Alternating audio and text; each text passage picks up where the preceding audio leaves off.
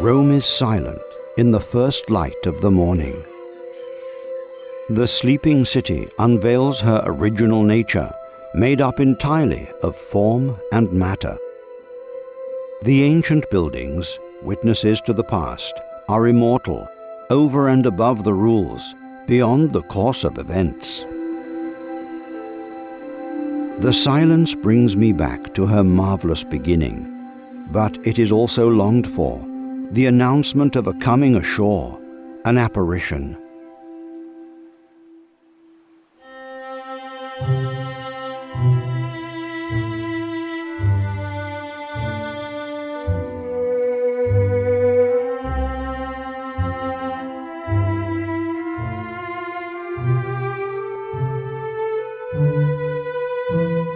The voyage is a form of initiation, an immersion in which every man, stripped of his certainties and the reassurance of his daily life, adventures into the unknown, a space in which everything is in change. I abandon myself to this state of unknowing, to the flow of meetings, and I trust in the new things that will flower before me.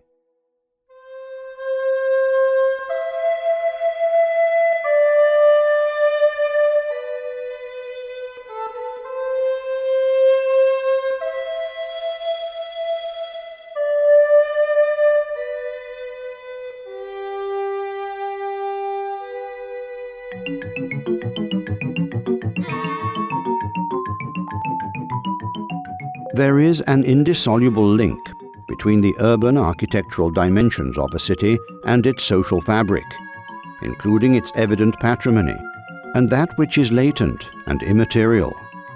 Cities are the product of emotions, people, and their activities, interconnections of diverse cultures. The places speak, the houses listen, the buildings remember.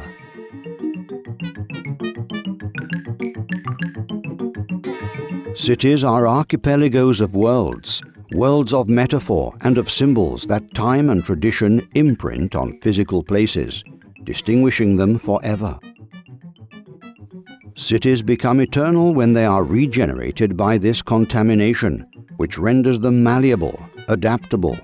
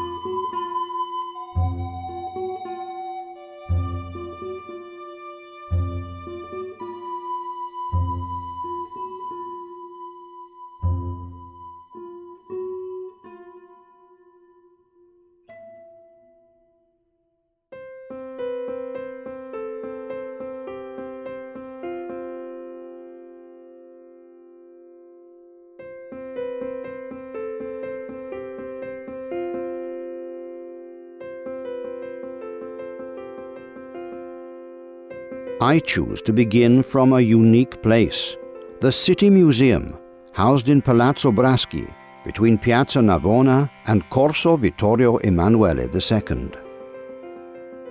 It is a jewel box of memories, focalized in an ambitious project, that of reassembling in a single huge fresco the centuries-old history of Rome.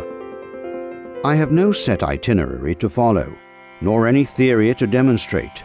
I just let myself be guided by my senses, my curiosity, and my encounters.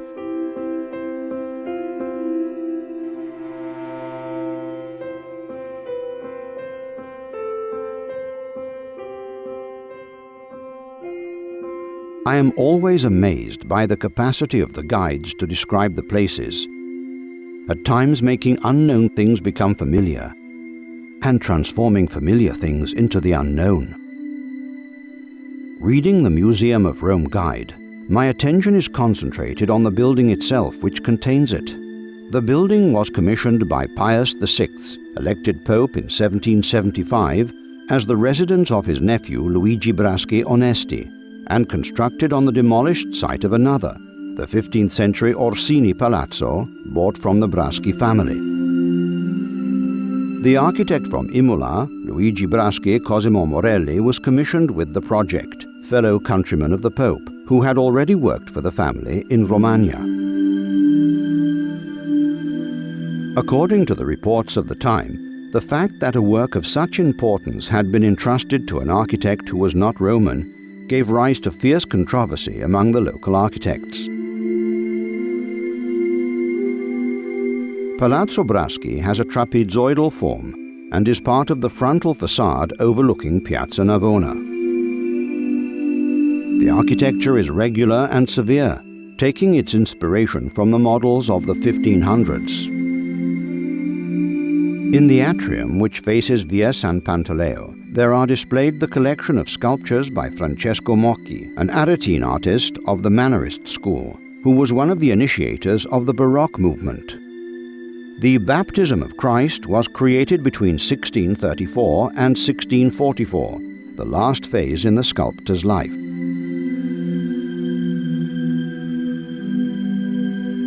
The forms are rugged, intense, but at the same time rich in dynamism and dramatic shades.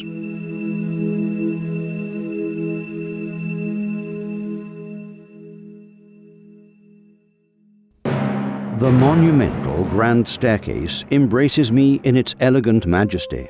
Designed by Cosimo Morelli with the collaboration of Giuseppe Valadier, one of the most important architects of the neoclassical period, it is composed of 2 ramps with 18 columns of precious red granite, with Ionic capitals on which there stand out the heraldic symbols of the Braschi and the Onesti.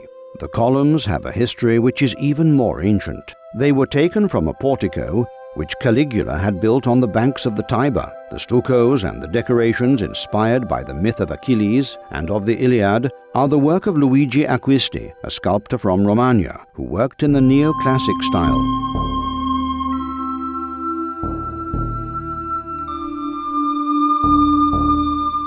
The staircase is without doubt the visiting card of the family, an explicit sign of the grandeur and power of the Pope.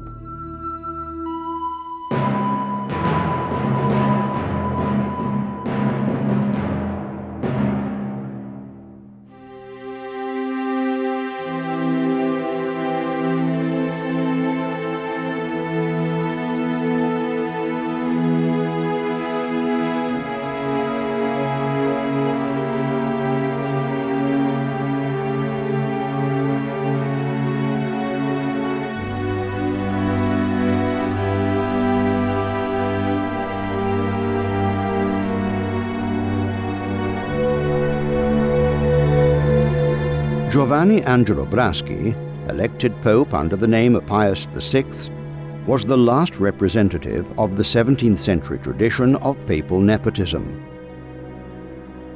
Beginning with the medieval period, nepotism was a customary practice.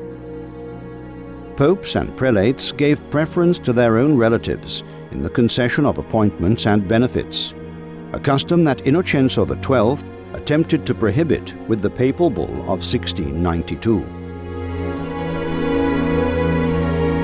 And it was for Luigi, Duke of Nemi and favorite nephew, that the Pope constructed Palazzo Braschi.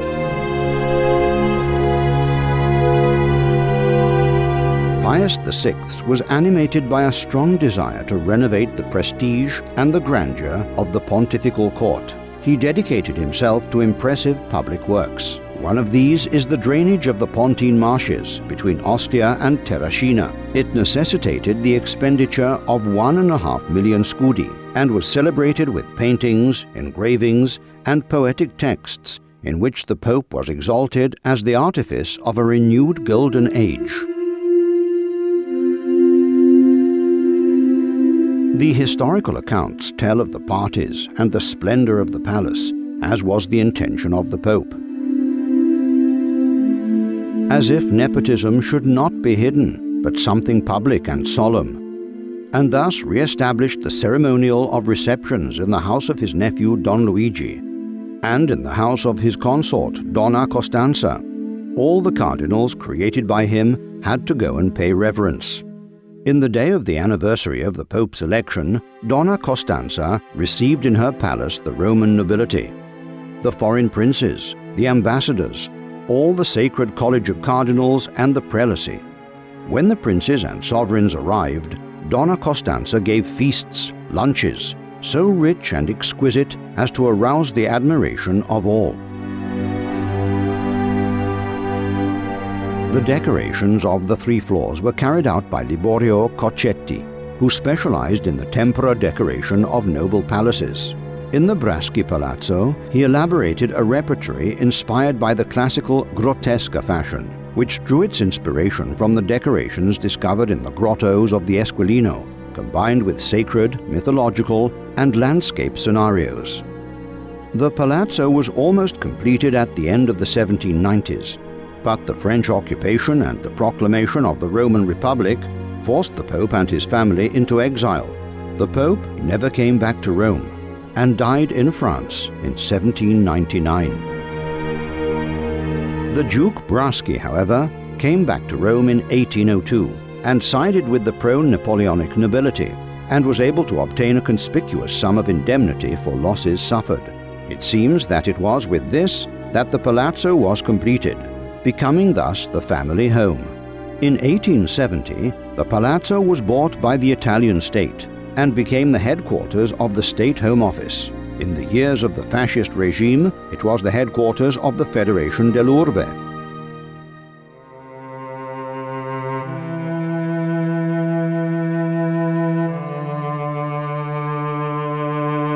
Offering a rival show to the magnificence of the palazzo, there is a secret place which is not open to visitors. I venture into the basement, today the storehouse of an unexpected collection of relics, which were unearthed in the excavations for the construction of Corso Vittorio Emanuele II, or salvaged from the demolition of Roman buildings.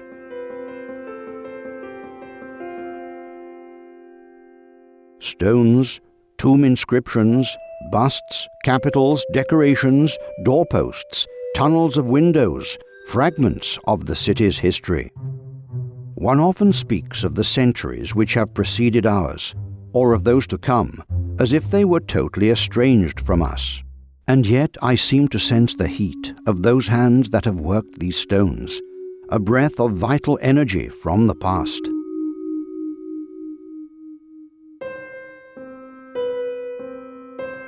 Every stone represents the singular together with a will of memory, sometimes a challenge.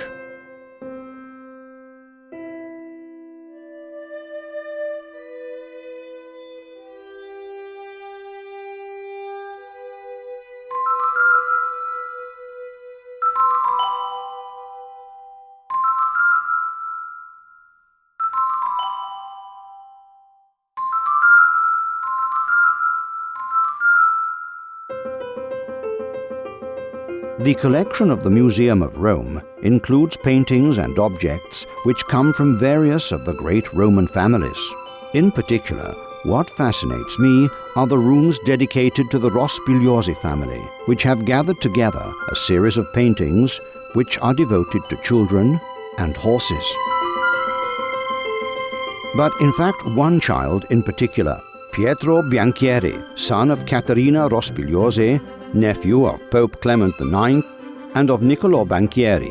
The portraits go back to the Rospigliosi pontificate around 1667 and document the penchant the family had for the theatre and transformation. Pietro is depicted in different poses: male ballet dancer, Cupid, Swiss guard, in oriental costume, and as a noble woman.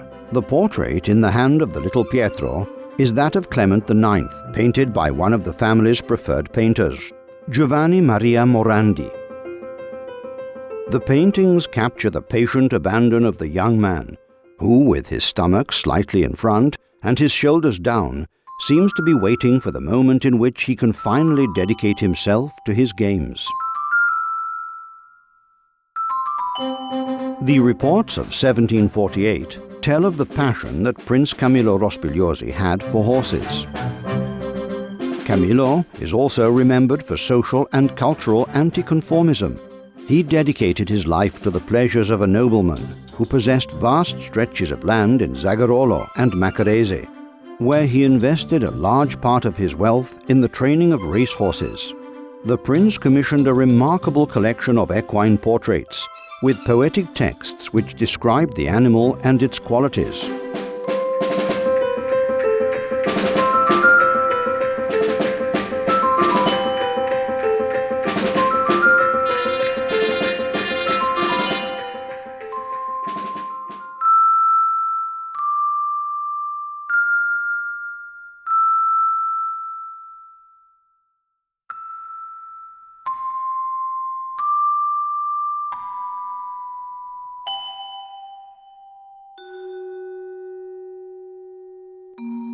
At the beginning of the 1700s, traveling Italy was an essential experience for the young men who came from well-to-do European families. Rome represented the obligatory stay. The ruins of the ancient world were to be admired, covered with vegetation, which greatly increased the picturesque and emotive aspects, thus stimulating the visitor's imagination. Traveling painters journeyed the roads of this grand tour, armed with notebook, sketchpad, colors, and easel, ready and equipped to take with them the memory of the places visited.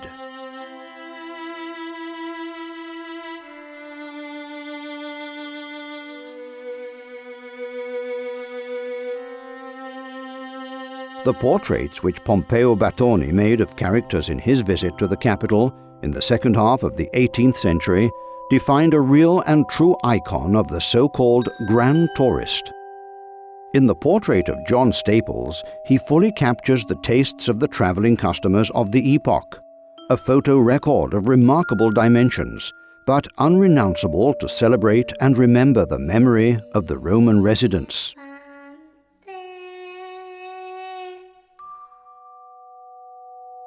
The extraordinary touristic flow nourished also the artistic production, inspired by the classic world.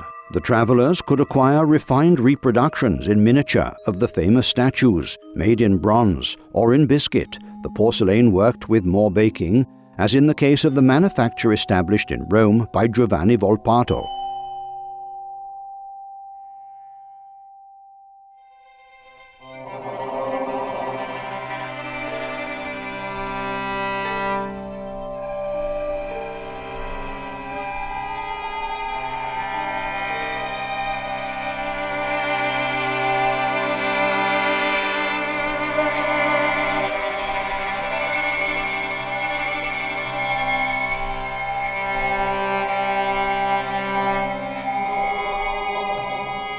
At the end of the 1800s, photography became the heir of pictorial and engravings activity, and on these modeled, at least at the beginning, its own language.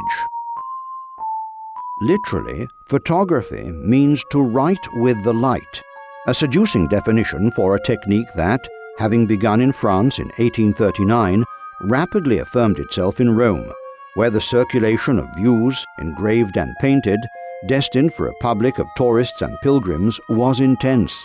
Beginning in the second half of the 1800s, the large portraits composed with studied poses in which the protagonists are surrounded by objects which correspond to a precise scenic production are characteristic. Photography rendered the portrait a very widespread practice, which was accessible from the economic viewpoint, and also opened to new social classes the possibility of representing themselves. Towards the end of the 1800s, the advent of silver bromide gelatine consented to a rapid spread of the photographic technique, which became the instrument for the documentation of social events and also various aspects of family life.